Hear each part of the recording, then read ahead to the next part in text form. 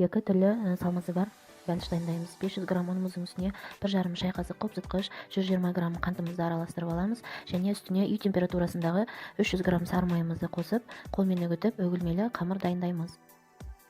Және басқа ыдысымызға 2 дана жұмыртқа үй температурасындағы және 3 шай қасық қаймағымызды араластырып алып, алдыңғы ұнды массамыздың үстіне қосып, өте жұмсақ қамыр дайындаймыз.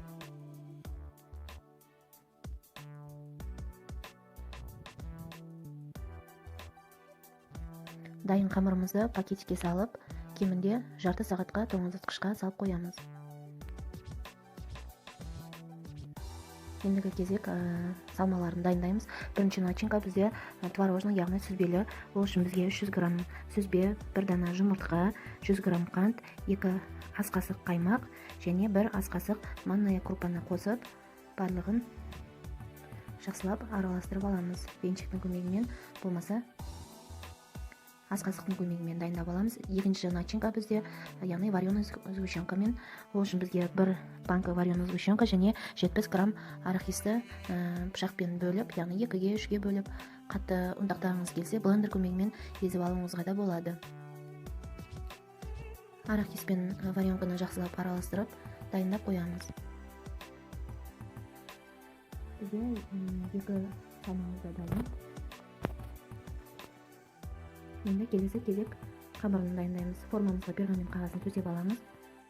Тоңазытқыштан шыққан қамырды 2-ге бөлеміз, яғни бір жағы үлкенірек, бір жағы кішкентай. Ұнын сеуіп, қамырымызды жаямыз, үлкен бөлігін. Және дайындап қойған пергамент төселген формамызға қолдың көмегімен орналастырамыз.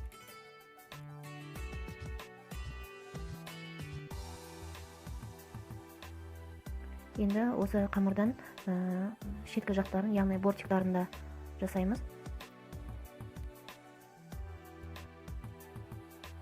Бортиктары, яғни начинкалары сыртқы жағына шығып кетпеу үшін. Қолдың көмегімен бортиктарын жақсылап тұрғызамыз. Және тегіс болып шығу үшін шанышқының көмегімен шеттерінің барлық жерін шанышқымен басып шығамыз. Дәл осылай жасап аласыздар.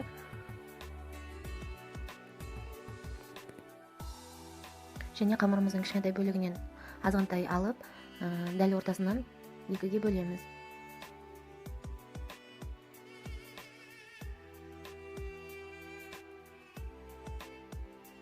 Енді 2-ге бөлінген жағына алдын ала дайындап қойған сүзбелі және шоколадты начинкаларымызды орналастырамыз. Шеттеріне толық жеткізе отыра салмаларын саламыз.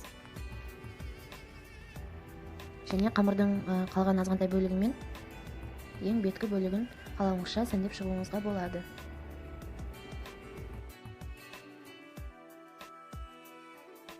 Мінекей салмасын екеуін салдық. Енді қамырдың азғантай артылған бөлігін алып, астына үстіңгі бөліктеріне ұнды жиі себе отыра қамырды жаямыз. Яғни қамыр жұмсақ болғандықтан қолға жабысады. Сондықтан ұнды қалаған мөлшеріңізше себе отыра жұқалау қып жайып аласыз. Және пышақтың көмегімен бірдей мөлшерде ұзынша, яғни соломка ретінде қамырдың бәрін түгелдей кесіп шығамыз.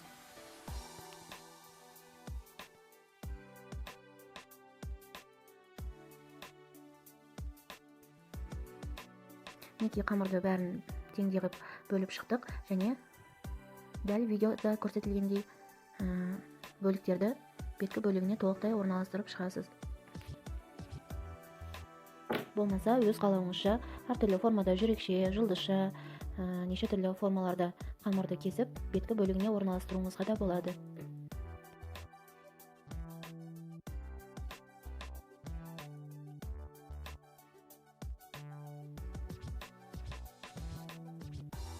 Екінші бөлігіне де дәл солай жасайсыз. Яғни бізде квадратты формалар ретінде бетін сәндедік. Бәлішіміз дайын және беткі бөлігіне жұмыртқаның сарысын жағып шығамыз. Және алдын ала қыздырылған пеште 180 градуста 35 минуттай кызарганга чейин пиширип аласыз.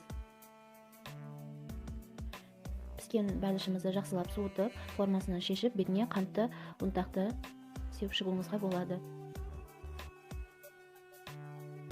Өте жұмсақ, өте дәмді пирог ас болсын.